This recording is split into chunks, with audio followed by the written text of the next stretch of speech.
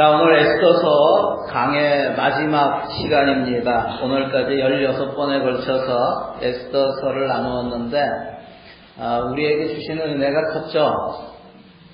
은혜가 없었습니까? 예, 마지막까지 은혜를 많이 받으시기를 바랍니다. 오늘 강의 마지막 날에 설교 제목을 마지막에 승리하는 사람이 되자라는 제목으로 오늘 말씀을 나누도록 하겠습니다. 오늘 말씀을 들으면서 에스더서 전체를 좀 정리하는 그런 시간이 되었으면 좋겠어요. 오늘 에스더서의 마지막 장인 10장은 아주 짧습니다. 1절부터 3절까지 그것이 다입니다. 10장에는 페르시아 왕인 아하수에로 왕과 총리가 된 모르드게를 높이는 이야기로 에스더서는 끝을 맺습니다. 우리 1절, 2절 말씀 같이 한번 읽어볼까요? 자, 시작. 아하수에로 왕은 본토뿐 아니라 바다 건너 여러 섬에도 조공을 바치라고 명령하였다. 그가 그 막강한 힘과 권력을 가지고 이룬 모든 업적과 모르드게에게 높은 벼슬을 주어서 영화롭게 한 모든 내용이 메대와 페르시아의 왕조실록에 기록되어서 전하여 온다. 아멘. 여기에 보면은 아하수에로 왕은 본토뿐 아니라 바다 건너 여러 섬들도 정복을 하였고 그 힘과 권력은 엄청났다고 합니다. 아하수에로 왕의 공로를 높이며 그가 한 일들이 다 메대와 페르시아의 왕조실록에 기록되었다고 합니다. 그는 인류 역사상에 이 아하수에로 왕이 얼마나 큰 업적을 세웠을까? 우리가 강해를 시작하는 첫 시간에 이야기를 했지만 아하수에로라는 이름은 세계의 역사서에 나오지 않습니다. 왜냐하면 그 이름은 히브리어로 표기한 것이기 때문에 그렇습니다. 실제 이름은 다리우스 대왕의 아들인 크세르 1세 또는 크세르 대제라고 불리는 사람이 바로 아하수에로 왕이죠. 당시 페르시아 제국은 우리가 생각하는 것 이상의 놀라운 번영을 이루었던 그런 나라입니다. 지금까지 인류 역사상에서 볼 때 아마 가장 크게 영토를 확장했던 것은 징기스칸의 몽골 제국이죠. 그것을 제외하고 페르시아 제국보다 더 넓은 영토를 정복했던 제국은 없습니다. 페르시아 제국이 우리가 잘 아는 알렉산더 대왕이 정복하고 다스렸던 영토보다도 큽니다. 그런데 2절을 읽으면서 재미있다는 생각이 들지 않습니까? 그가 막강한 힘과 권력을 가지고 이룬 모든 업적, 그것을 다 기록하는 것은 이해가 됩니다.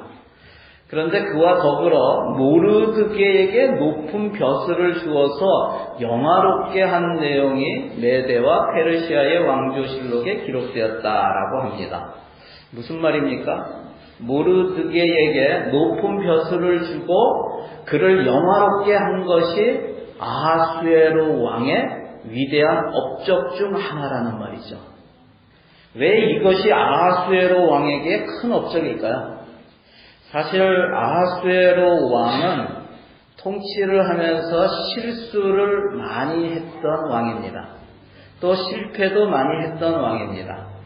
오늘 우리가 에스더서를 전체 강의하면서 보았던 에스더서 전체에서도 보면은 그의 실수가 여러 가지가 나옵니다. 가장 먼저 그는 아내인 와스디 왕후에게 거절당한 분노를 이기지 못하고 결국은 왕후를 폐위시켰죠. 요즘 현대말로 하면은 이혼을 한 것입니다. 결혼 생활에서 실패를 한 것이죠. 오늘날에도 결혼했다가 이혼한 사람들이 많습니다. 이유도 또 사연도 각각 다르겠지만 어찌되었건 행복하려고 결혼을 하였는데 실패한 것이죠. 하지만 기억했으면 좋겠습니다. 저와 여러분은 이 땅에서 살면서 실패할 수 있습니다. 결혼만이 아니라 이 땅에서 살면서 접하게 되는 많은 일들을 하면서 실패할 수 있습니다. 사업을 하다가 사기를 당할 수도 있고 경영을 잘 못해서 부도가 날 수도 있습니다. 또 한 번도 생각지도 못했던 가장 비참한 순간을 당할 수도 있습니다. 자식을 키우면서 기대했던 것과는 달리 내 자식이 전혀 바라지 않는 그런 방향으로 나갈 수 있습니다. 심지어는 부모를 욕하고 부모를 배신할 수 있고 부모에게 대들 수도 있습니다. 자식 농사에 실패할 수 있다는 거죠. 정말 정직하게 열심히 잘 살아보려고 했는데 한순간에 주변 사람들의 시기와 질투로 말미암아 전혀 있지도 않은 사실이 마치 사실인 것처럼 거짓 소문이 날 수 있습니다. 그래서 내가 그동안 쌓아 올렸던 많은 명예와 자존심까지 다 무너질 수 있다는 것이죠. 그래서 사람들에게 아주 추악한 사람으로 정죄당하는 그런 험한 꼴을 당할 수도 있습니다. 여러분, 만일 그런 일을 당한다면 여러분은 어떻게 행동하시겠습니까? 그런 인생의 실패를 겪을 때 여러분은 어떻게 할 것입니까? 그런 상황을 당하면 많은 사람들이 생각하는 것이 자살입니다. 그만 살겠다고 하는 것입니다. 단지 생각만 하는 것이 아니라 실제로 실행에 옮기는 경우가 참 많습니다. 많은 연예인들이 그랬고, 대기업의 총수가 그랬고, 제2인자가 최근에 또 그랬고, 또 예전 대통령도 그랬습니다. 여러분, 자살하는 사람은 그렇게 높은 명성과 명예를 가졌던 그런 사람만이 합니까? 아닙니다. 사실 그런 사람들은 뉴스에 나오기 때문에 많은 것처럼 보이지만 실제로 생활이 어렵고 힘든 그런 저소득층에서 또는 중산층에서 자살은 더 많이 일어나고 있습니다. 자살은 모든 계층에서 일어난다는 거죠. 사랑하는 성도 여러분, 우리에게도 언젠가 이런 일들이 일어날 수 있습니다. 예수 믿는 것이 이 땅에서 하는 모든 일이 내가 원하는 대로 다 이루어진다는 것을 의미하는 것은 아닙니다. 전혀 원하지 않던 일이 일어날 수도 있습니다. 그에 따라서 실망이 되고 낙심이 되며 절망감이 우리 가운데 들어올 때가 있다는 것입니다. 여러분, 그럴 때 기억하시기 바랍니다. 진짜 성공하는 사람은 마지막에 성공하는 사람입니다. 우리의 삶의 과정에는 실패가 있고 실수가 있습니다. 그런데 마지막에 성공하는 사람이 진짜 성공하는 사람입니다. 진짜 승리하는 사람은, 진짜 승리자는 마지막에 승리하는 사람입니다. 중간에 실패했다고 주저앉으면 안 됩니다. 하나님은 우리의 인생이 마지막에 성공하고 마지막에 승리하는 인생이 되길 원하시고 그렇게 인도하고 계심을 여러분 믿으시기를 바랍니다. 아수에로 왕의 업적에 왜 모르드게에게 높은 벼슬을 주어서 그를 영화롭게 한 내용이 들어갔을까? 그런 생각을 한번 해봤어요. 왜 그럴까? 왜 그것을 집어넣었을까? 그것은 그가 이 아하수에로 왕이 페르시아를 통치하면서 여러 번 사람을 세우는 문제에 있어서 실수를 하고 실패를 했기 때문에 그렇습니다. 우리 에스더서를 이렇게 보면 에스더서에서만 또 제가 찾는 거는 3번 그런 경우가 나옵니다. 첫 번째는 처음 왕후 와스디의 거절로 인해서 분노가 일어날 때 주변에 있는 대신들에게 묻죠. 내가 이것을 어떻게 하면 되겠는가? 조언을 구할 때 그 대신들이 뭐라고 조언을 해줬습니까? 이혼하라고 하죠. 다른 많은 좋은 조언들을 해줄 수도 있는데 가장 최악의 조언을 해준 거예요. 왜 그런 조언을 해줬어요? 당시 왕의 기분을 맞추기 위해서 하는 것입니다. 이런 대신들은 정말 좋은 대신들이 아닙니다. 그것을 보고 그리고 나서 그 대신들의 말에 따라서 정말 왕후를 폐위시키고 한 다음에 왕이 분노가 가라앉은 다음에 뭘 했다고 합니까? 후회했다고 합니다. 여러분, 그런 대신들을 세운 것이 사람을 세우는 것에 있어서 실패한 것이죠. 두 번째는 자기를 죽이려고 음모를 꾸미는 사람들이었던 빅단과 베레스를 궁궐문을 지키는 신하로 임명한 것입니다. 그것도 사람을 세우는 일에 실패를 한 것이죠. 궁 안에 자기의 적을 둔 것이에요.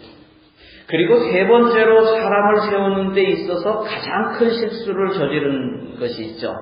바로 하만을 세운 것입니다. 그것도 가장 높은 총리의 자리에 하만을 세운 것이죠.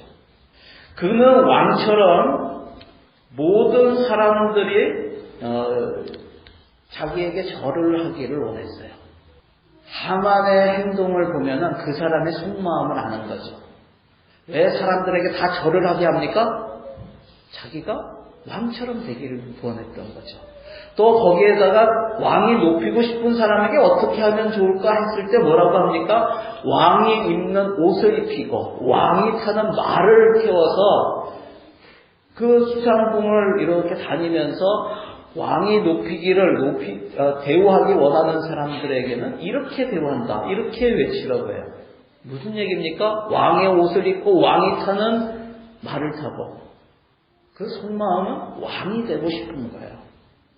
여러분, 하만은 왕이 되고 싶은 야망이 있던 사람이에요. 야심가입니다. 물론 지금처럼 경쟁을 해서 투표를 해서 왕이 된다, 뭐 대통령이 되거나 수상이 된다 한다는 문제가 없습니다. 그런데 당시 나라는 그런 제도가 아닙니다. 경쟁을 해서 투표에 의해서 왕이 되는 것이 아니라 혈통에 따라서 왕이 되는 왕국이에요. 만일 그렇지 않은데 자기가 왕이 되겠다 하는 그것은 반역죄입니다. 그것은 역적입니다. 아하수에로 왕은 그런 하만의 본 모습을 보지 못하고 그를 총리의 자리에 앉힌 것이죠. 여러분, 결국 하만은 왕의 생명을 살린 모르드게가 자기에게 절하지 않는다고 앙심을 품고 모르드게뿐 아니라 그의 모든 동족 유대인들을 다 죽이는 그런 음모를 꾸미죠. 그리고 그것을 왕의 허락을 받기 위해서 조서의 사인을 받기 위해서 어떤 일을 합니까? 은 1만 달란트를 뇌물로 줍니다. 그리고 그 뇌물로 승납을 받은 이 아하수에로 왕은 거기에 조서에 사인을 하는 그런 실수까지 저지릅니다. 여러분, 아하수에로 왕은 결혼 생활에서도 실패를 했었고 사람을 세우는 일에도 많은 실패를 했습니다. 뇌물을 받아서 자신을 살린 생명의 은인과 그 동족까지 모두 죽이라고 조서를 내린 큰 실수를 저지르기도 했습니다. 성경에도 그런 실패 속에서 그가 정신을 차렸을 때 후회했다라는 구절들이 나옵니다. 아마 자신의 실패와 실수로 인해서 통치하면서 많이 힘들어했을 것입니다. 그러나 중요한 것은 그런 실패와 실수로 인해서 절망하거나 삶을 포기하지 않았기 때문에 아하수에로 왕은 하나님의 섭리 안으로 들어올 수가 있었던 것입니다. 그 결과 하나님을 경외하고 정말 하나님을 경외하는 아름답고 또 정말 지혜로운 여인 에스더를 왕으로 맞이하게 되었고 또한 하나님의 때에 모르드게라고 하는 충성스러운 신하를 총리의 자리에 앉히게 되었다는 것입니다. 많은 실수와 실패에도 불구하고 절망하거나 포기하지 않은 아하수에로 왕은 처음보다는 나중이 성공한 그런 왕입니다. 여러분, 마지막에 승리한 그런 사람이 되시기를 바랍니다. 아하수에로 왕을 통해서 얻게 되는 마지막에 승리하는 비결은 실패와 실수에도 절망하거나 포기하지 않는다는 것입니다. 한번 따라해 보실래요? 실패와 실수에도 절망하거나 포기하지 않는다. 아멘. 두 번째로 살펴볼 인물은 바로 모르드게입니다. 우리는 모르드게 하면은 에스더서를 읽을 때만 잠시 기억하는 정도로 그렇게 아는 사람이죠. 모르드게는 유대인으로 바벨론에 의해 남유다가 멸망을 당할 때 거기에 포로로 갔던 그런 포로 된 사람의 자손입니다. 하지만 그는 스룹바벨에 의해서 나중에 포로 귀환이 일어날 때 1차 귀환 때는 가지 못했다 그랬죠. 자기가 갖고 있는 것을 포기하지 않고 그냥 남아 있었어요. 그렇기 때문에 어떻게 보면은 하나님과 조국 이스라엘에 대한 죄송한 마음과 부끄러운 마음을 간직하고 있었던 사람입니다. 그럼에도 불구하고 모르드게는 비록 포로 귀환으로 예루살렘에 돌아가지는 않았지만 여전히 하나님만을 숨기고 하나님께만 절하는 유일신 신앙을 놓지 않았다는 거예요. 사랑하는 성도 여러분, 어떤 상황에서도 주님을 믿는 믿음은 놓지 않으시기를 바랍니다. 그런 그의 믿음은 하만에게 절하지 않는 행동으로 이어졌고 결국 하만의 눈 밖에 나서 죽임을 당하는 운명에 놓이게 되었습니다. 그것이 자기 자신만이 아니라 자기의 그런 모든 동족까지 같이 다 죽임을 당하는 그런 처지에 놓인 거죠. 모르드게는 아마도 그 일로 많은 사람들의 원망의 눈총을 받았을 것입니다. 하지만 그럼에도 불구하고 그는 하만에게 가서 내가 잘못했고 이제부터는 당신에게 절을 할 테니 우리 민족을 살려달라고 애걸하지 않았습니다. 왜 그렇습니까? 모르드게에게 가장 중요한 것은 하나님이기 때문에 그렇습니다. 하나님을 믿는 믿음, 그 신앙 양심을 저버릴 수 없었던 것입니다. 여러분, 하나님께서 마지막에 높여주시는 사람, 하나님께서 마지막에 승리케 해주시는 사람은 어떤 상황에서도 주님을 가장 소중하게 생각하는 사람입니다. 여러분, 모르드게에 대해서는 별로 많은 사람들이 이야기를 하지 않아요. 모르드게는 포로로 갔고 거기에 페르시아 제국의 총리가 됩니다. 누구랑 비슷해요? 요셉과 비슷하죠. 요셉도 노예로 팔려갔고 거기서 이집트의 제국이 됩니다. 총리가 됩니다. 그런데요, 요셉에 대한 이야기들은 많이 하죠. 그리고 이름도 조셉이라고 짓고 요셉이라고 짓는 사람들이 많죠. 그런데 사실 모르드게가 요셉보다 훨씬 높은 더 넓은 영토를 차지하는 제국의 총리가 된 거예요. 비교할 수 없을 정도로 더 성공을 이룬 사람일 거예요. 그런데 왜 모르드게는 사람들이 이름을 모르드게라고 안 지을까요? 난 그게 참 궁금해. 뒤에 개가 붙어서 그런가? 아니면 그거 지으면은 계속 몰라요 이럴까봐 그런가? 내가 갑자기 왜 이 얘기를 하죠? 여러분, 가끔 우리 인생의 문제들이 풀리지 않고 힘들고 어려운 일이 생기고 또 몸도 마음도 지치고 연약해질 때 우리에게 드는 생각이 있어요. 내가 어제 토요일 날 아침 기도회 때 이야기했던 겁니다. 내가 다시 한번 합니다. 그럴 때 어떤 생각이 드냐면, 하나님은 나를 정말 사랑하시나? 나를 사랑하신다고 하시면서 왜 나를 이렇게 놔두실까? 나를 사랑하시는데 지금 뭐하고 계시지? 이런 문제들은 바로 해결해 주어야 하는 것 아닌가? 라는 생각이 들죠. 근데 그때 우리는 다시 한번 우리의 믿음을 점검해 봐야 합니다. 여러분, 우리가 믿는 믿음은 우리 삶의 수단이나 방법이 아닙니다. 우리가 믿는 주님은 우리 삶의 목적이십니다. 예수님께서 모든 계명 중에 가장 으뜸되는 중요한 계명으로 말씀하신 것이 십계명이죠. 십계명을 간단하게 두 가지로 정리해서 말씀하세요. 뭐라고 하십니까? 첫째는 주 너의 하나님을 마음을 다하고 목숨을 다하고 힘과 뜻을 다해서 사랑하라 하는 것이니 이것이 첫째 계명이고, 둘째는 이와 같으니 내 이웃을 내 몸과 같이 사랑하라 하신 것입니다. 이 두 가지죠.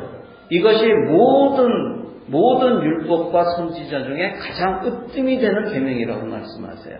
그렇기 때문에 우리는 하나님을 사랑하고 이웃을 사랑해야 되는 것이죠. 그런데 첫째 계명, 둘째 계명 하시는 이유가 있습니다. 그것이 무엇입니까? 순서입니다. 우선순위입니다. 먼저 하나님을 사랑해야지 우리는 그 하나님의 사랑을 받고 이웃을 사랑할 수 있습니다. 우리가 우리의 뜻 가운데 우리의 사랑으로 이웃을 사랑하는 거 불가능합니다. 우리는 다 이기적이기 때문에 안 됩니다. 하나님의 사랑을 받아서 그것으로 사랑해야 됩니다. 그래서 우리는 당연히 하나님 사랑하고 이웃을 사랑해야 되죠. 그리고 예수님께서 이웃을 사랑해야 되는데 그 으뜸으로 가장 먼저 누구를 말씀하시냐면 부모를 공경하라고 제5계명에서 말씀을 해주시죠. 여러분, 그런데 예수님께서 이런 말씀도 주셨다는 것을 우리가 기억해야 돼요. 우리 한번 찾아보실까요? 마태복음 19장 29절 말씀입니다. 좀 어려운 말씀이죠. 마태복음 19장 29절입니다. 우리 같이 한번 읽겠습니다. 자, 시작. 내 이름을 위하여 집이나 형제나 자매나 아버지나 어머니나 자식이나 땅을 버린 사람은 100배나 받을 것이요 또 영원한 생명을 물려받을 것이다. 아멘. 여러분, 우리가 성경을 읽을 때 이런 말씀은 참으로 불편한 말씀이죠. 그냥 받아들이기가 쉽지 않은 말씀으로 무시하고 싶은 말씀입니다. 왜 그렇습니까? 여기에 나오는 형제, 자매, 아버지, 어머니, 자식은 가장 가까운 이웃이기 때문에 그렇습니다. 우리가 내 몸처럼 사랑해야 할 이웃이 바로 나의 부모, 자식, 형제, 자매, 그렇지 않습니까? 그런데 뭐라고 하십니까? 버려야 한다고 말씀하세요. 그래야 100배나 받는다고 말씀하십니다. 무엇을 100배로 받습니까? 내가 버렸을 때에 내가 집과 또 땅과 내 부모와 자식과 형제와 자매 다 버렸을 때에 그 희생의 보상을 100배나 받는다고 말씀하세요. 그런데 그런 희생의 보상, 이것은 안 받아도 될 것 같아요. 안 받아도 괜찮을 것 같아요. 그런데 그 뒤에 뭐라고 하십니까? 영원한 생명을 물려받을 것이라고 하십니다. 여러분, 이것은 안 받아도 된다고 양보할 수 있는 것이 아니라는 거예요. 여러분, 오늘 이 말씀은 우리가 주님을 목적으로 믿는가 아니면 우리의 인생에 우리의 삶의 수단과 방법으로 믿는가를 다시 한번 알게 해주시는 말씀입니다. 우리는 당연히 하나님을 사랑하고 이웃을 사랑해야 됩니다. 그런데 만일 우리가 사랑해야 할 하나님과 우리가 사랑해야 할 이웃과 만일 서로 충돌이 될 때는 어떻게 해야 되느냐 하는 것을 말씀해 주시는 거예요. 우선순위에 충돌이 생길 때는 어떻게 할 것인가? 여러분은 누구를 선택할 것입니까? 만일 내가 내 자식, 내 부모, 내 형제, 내 자매를 선택한다면, 또 내가 가지고 있는 집과 땅을 선택한다면, 내 재산을 선택한다면, 내 명예를 선택한다면, 여러분, 우리는 내가 예수님을 믿고 있다 하는 그 믿음을 오해하고 있는 것입니다. 하나님을 잘못 알고 있는 것입니다. 하나님을 내 인생의 성공을 위해서, 내 가족의 행복을 위해 존재하는 분으로 알고 있고, 그분을 내 성공과 내 행복을 이루는 수단과 방법으로 믿고 있는 것일 수 있다는 거예요. 예수님을 믿는 것은 우리 인생의 주인으로 믿는 것입니다. 지난번에 한국에서 젊은 엄마가 인터넷 게임에 빠져서 아기를 돌보지 않았습니다. 그래서 자기는 게임하다가 배가 고프면 짜장면 시켜 먹고 그러면서 계속 게임만 했어요. 며칠 동안. 아기한테 젖도 안 주고 기저귀도 안 갈아주고 결국 아기가 죽었습니다. 그랬는데 이 엄마가 하는 말이 뭐라고 그랬는지 아세요? 나는 아기를 사랑했다고 하는 거예요. 여러분 말이 됩니까? 정말 그것이 사랑입니까? 여러분 사랑한다면 내가 사랑하는 그 사람의 필요가 나의 필요나 나의 권리보다 우선이 되어야 합니다. 하나님은 우리를 사랑하신다고 말씀하십니다. 그런데 정말 우리의 필요를 채워주기 위해서 하나님 자신의 필요와 또 자신의 권리를 다 포기하셨습니까? 예, 그렇습니다. 지옥에 갈 수밖에 없는 우리를 살리시기 위해서 스스로 이 땅에 사람의 몸으로 오셔서 우리의 죄를 대신 지시고 십자가에 달려서 자신의 생명을 아낌없이 주셨습니다. 자신의 필요와 자신의 권리를 우리를 살리시기 위해서 다 포기하셨어요. 사랑하는 성도 여러분, 어떤 상황에서도 그분이 내 삶의 목적이라는 것을 잊지 마시기 바랍니다. 비록 이 땅에서 내가 가지고 있는 집이나 땅이나 나의 모든 재산이나 명예나 내가 사랑하는 가족들을 다 잃더라도 내 육신의 생명을 잃더라도 영원하신 주님을 놓지 않는 것. 주님께 최우선순위를 두는 사람이 바로 믿는 사람입니다. 그런 자에게 주님께서 영원한 생명을 약속하십니다. 이 땅에서의 인생의 마지막이 끝이 아니라 새로운 영원한 세계의 시작임을 꼭 기억하시기를 바랍니다. 이 땅에 사는 동안 영원한 세계를 준비하는 그런 성도들이 다 되시기를 바랍니다. 지난주 월요일에 우리 교단에 속한 양무리교회에 다니는 한 자매가 하나님의 부르심을 받고 천국에 갔습니다. 나이가 젊습니다. 89년생입니다. 26살인가요? 그렇죠. 위암 말기로 암이 다 퍼져서 수술도 불가한 상태였고 암이 여기까지 다 올라왔기 때문에 음식을 전혀 먹지 못했습니다. 그래서 마지막에는 몸무게가 자기 나이 정도 26kg 정도 되었대요. 그러면서 계속 누워있으니까 욕창까지 났어요. 몸에. 그런 어려운 상황에서도 전혀 하나님을 원망하지 않았다고 합니다. 하나님 왜 나를 이렇게 놔두십니까? 하지 않았대요. 오히려 그렇게 이야기하는 부모님을 위로하고 그리고 그 고통 가운데 진짜 아무것도 먹지 못해서 힘도 하나도 없는 그 상황에서 예수님을 믿지 않는 친척과 친구들을 위해서 전도 편지를 다 써놨대요. 그리고 그것을 전달해 달라고 그렇게 이야기를 하고 세상을 떠났다고 합니다. 여러분, 만일 이 땅에서의 인생이 마지막이라고 한다면 그 자매의 인생은 참으로 불행한 인생입니다.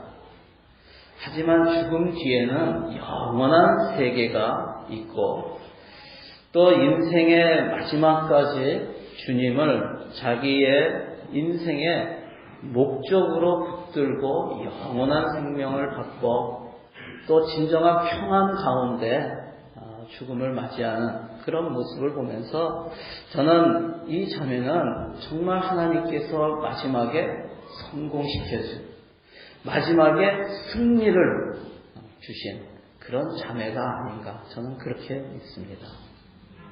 여러분, 우리가 믿는 하나님은 영원 전부터 영원까지 계시는 분이십니다. 그분이 우리를 부르셨습니다. 이 땅에서의 인생은 길면은 70, 80, 더 길면 100세입니다.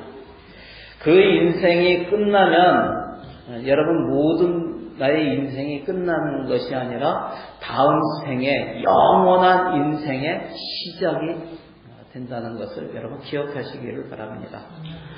우리의 인생 이 땅에서 사는 동안 다음 생을 준비하는 그런 성도들 되시기를 바랍니다.